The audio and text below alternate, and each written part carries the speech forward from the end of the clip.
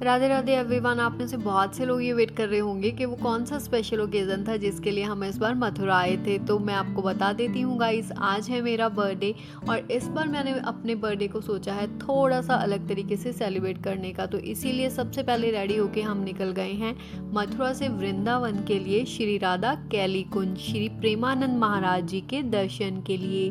Coupons तो आपने मेरी इससे पहले वीडियो में देखा था कि हम आए थे कलेक्ट करने के लिए वृंदावन।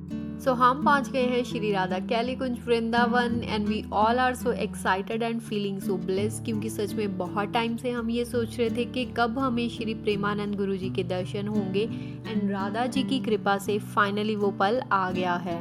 हम सब गए एक साथ, लेकिन हमारे अनुभव अलग अलग थे। जैसे कि मुझे एकांतिक वार्तालाप, मम्मा को एकांतिक दर्शन और इनको राधा नाम कीर्तन में गुरु जी के दर्शन करने का शुभ अवसर मिला।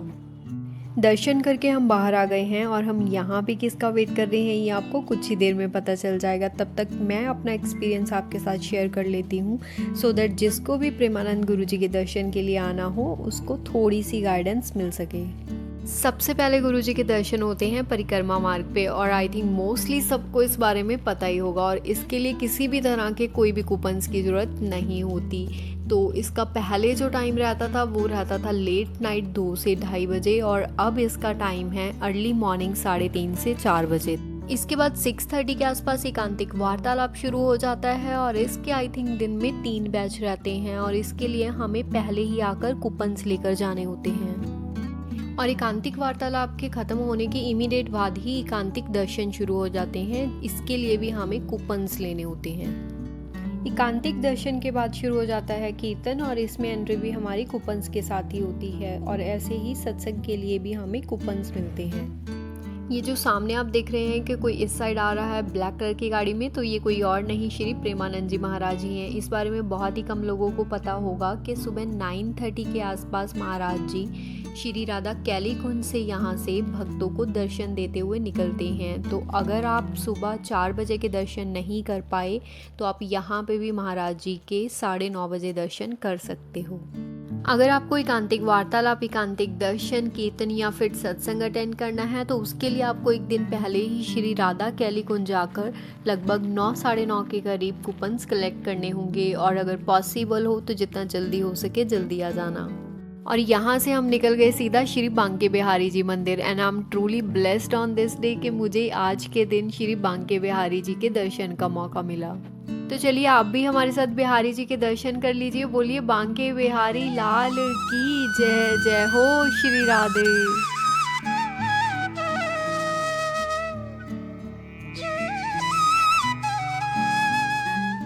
हम जब भी बिहारी जी के दर्शन के लिए आए हैं तो मोस्टली गेट नंबर 1 से ही एंट्री की है। इस बार फर्स्ट टाइम हमने गेट नंबर 2 से एंट्री की।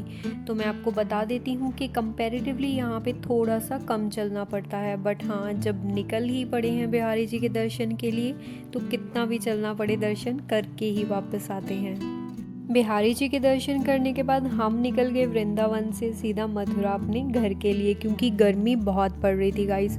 नहीं तो हो सकता है कि अगर वेदर अच्छा होता हम दर्शन के लिए कहीं और भी चले जाते, पर कहते हैं ना जितना किस्मत में लिखा होता है वही मिलता है और उसी में खुश भी रहना चाहिए और इससे ज़्यादा और मुझे चाहिए भी क्या था।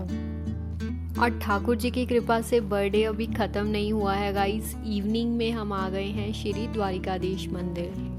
आज से सावन स्टार्ट हो गया है और हमें सावन के प्रथम रजत और स्वर्ण हिंडोले में ठाकुर जी के दर्शन करने का सौभाग्य प्राप्त हुआ।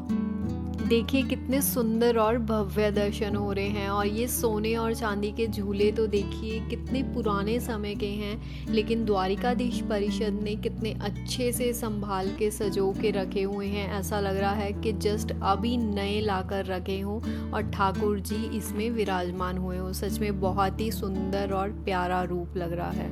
और ये हिंडोले और गटाओं का उत्सव आज से शुरू होकर जन्माष्टमी तक ऐसे ही चलता रहेगा।